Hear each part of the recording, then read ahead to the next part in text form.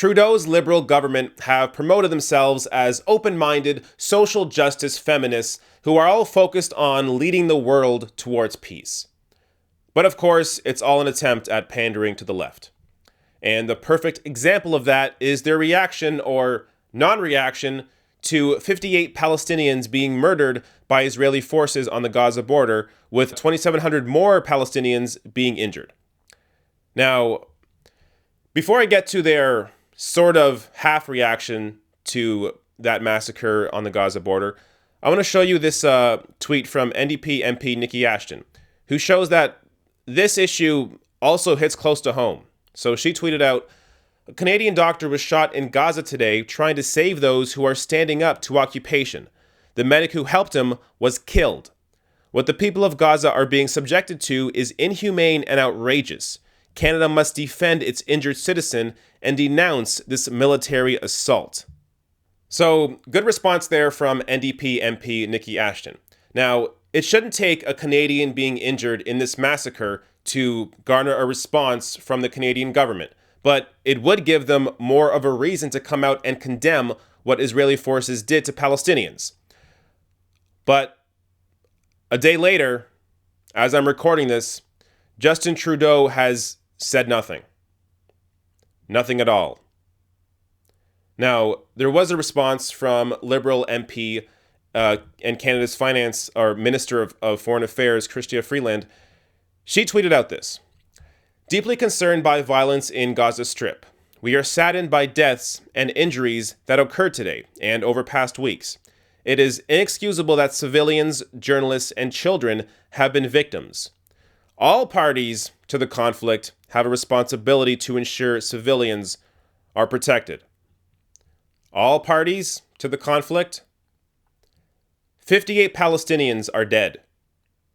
2,700 are injured. You know how many Israelis are killed or injured? 0. The aggression is coming from only one side. If you're shot by a bullet, if somebody shoots you, is the defense of the other person, are they going to say, well, I wanted to shoot the gun, that person just happened to be there, so all sides need to figure out how to not get shot? No. It's pretty obvious that when one side is being the aggressor, when one side has the sniper rifles, has drones dropping tear gas, and the other side, at best, is armed with rocks on slingshots, and no Israelis get hurt, it's clear what is actually going on here. So, look, if Palestinians killed 58 Israelis on the border and injured 2,700 Israelis, what do you think the response would be? Oh yeah, all sides need to figure out what's going on. No, both sides need to figure out how to come together and bring peace. No, the reaction would be, these Palestinians are being terrorists, or they are terrorists. But when the right-wing Israeli government does it, oh no, it's fine. It's perfectly okay because they're our ally and we can't say anything mean about them. So they're allowed to keep murdering people because, well, they're our friends, so whatever. It's unbelievable. This is the government that is supposed to be, at the forefront of social progress. Now, if you thought that response was bad, you haven't seen the Conservative Party. So this was not even really a response to what happened, but this is as close as we got to a response from the Conservative Party in Canada. In a post to his Facebook page, Conservative MP Peter Kent described the opening of the new U.S. Embassy in Jerusalem as a historic moment and called out the Trudeau government for not sending Canada's ambassador to Israel to the opening ceremony. Quote, "Conservative leader Andrew Scheer has made clear that a Conservative government will recognize Jerusalem as Israel's capital." What a worthless opposition party. Now, Peter Kent is the MP that compared growing pot in your home to keeping fentanyl on your shelf. Peter Kent ain't all that bright. But Andrew Scheer bears the responsibility here. He is the leader of the Conservative Party, and he should have said something, but it's no surprise that he hasn't. Now, if you want to get a response from a real leader, here is what NDP leader Jagmeet Singh said in response to the events on the Gaza Strip. The firing upon of unarmed Palestinians by the Israeli military and resulting death toll is horrific. Our government's shameful silence must end.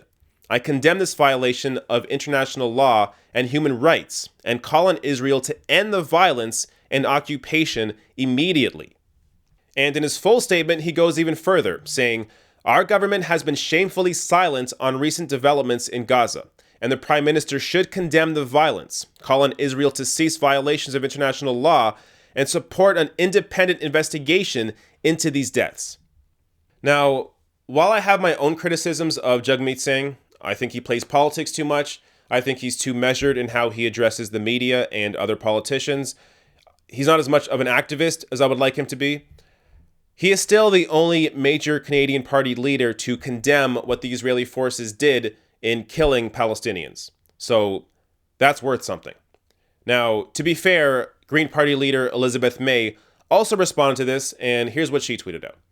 Trump's reckless decision to move embassy has increased violence.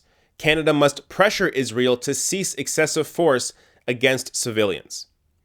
Now, I thought that was a good response, but it's not as substantial as the response from NDP leader Jagmeet Singh.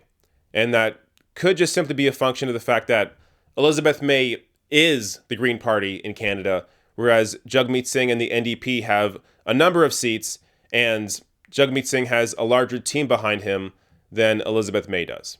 But that said, the response from Jagmeet Singh is exactly what Justin Trudeau and the Liberal government should have come out with. Hey, if you like this video, hit that subscribe button below and consider throwing me a few bucks on Patreon at patreon.com/therationalnational or therationalnational.com/join.